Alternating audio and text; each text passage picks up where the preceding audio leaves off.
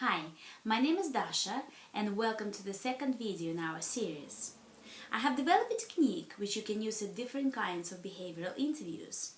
There are certain competencies an employer would like you to demonstrate during this kind of interview. So this framework I have designed could help you remember the key things you would need to describe during your competency interviews, along with providing examples of situations where you have exhibited some or all of these competencies. The framework is called Shine to the Top.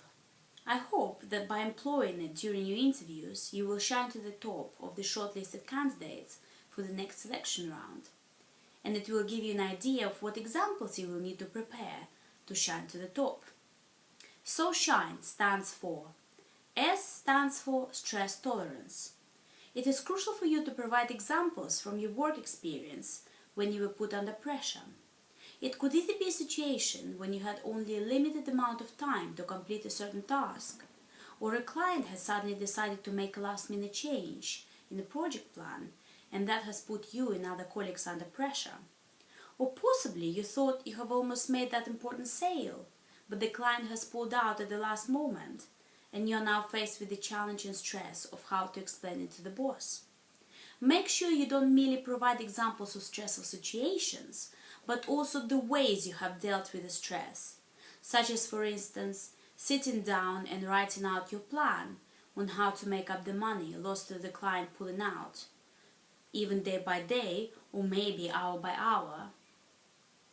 H stands for honesty. This really speaks for itself. It is crucial you find suitable examples to demonstrate your honesty and integrity at the workplace. If you're running out of work-related examples, you could perhaps provide some from your personal life. I stands for initiative. Initiative is something all employers would love their employees to demonstrate on a daily basis. So try to find examples where you can show how you have volunteered for something at your job. For instance, it may be that your boss wanted somebody to prepare a training course for the team and you felt you could do it well and volunteered. Or you have expressed your wish to go to a different office for a week to train people there or simply share experiences. Or to work at the weekend to polish that important presentation. Or you have decided to test the ground and apply for a management post advertised at your company. This would also demonstrate confidence and self-belief.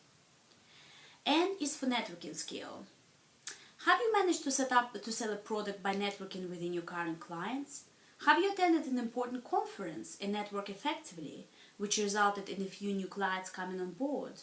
Or maybe you have networked within your current company, between departments, and established a regular interdepartmental meeting. These are just a few thoughts on some of the examples you may give to demonstrate your outstanding networking abilities. E stands for ethic, work ethic. This is quite an elusive term and quite hard to define. I guess for me, good work ethic would mean coming to work on time, completing all the required tasks, and serving a good example to the colleagues. But this could also include workplace integrity and honesty. This competency is a hard one, so you should think carefully about the examples that could be of relevance here. So that was our SHINE part of the framework. Now it's time for the TOP. So TOP stands for T for teamwork. This is all-important teamwork. We hear this term all the time. How many times have we heard about it at the job selection process or after we've received the job? I believe it is relatively easy to find examples of successful teamwork, but be warned, it is so easy to start talking about how your team has achieved this or that. Instead, you would need to single out your particular contribution within the team. I would advise to use I more often than we when talking about the project you have completed within the team, or your leadership skills when leading a team towards a certain goal. O stands for organizational awareness. This is another difficult one. Here I would recommend collating 2 or 3 examples of when you had to speak on behalf of your company and promote its values and mission. It could be at the international conference or trade show, or an inspirational team-building day with your colleagues, or just simply as a manager inspiring your subordinates to achieve their monthly sales targets.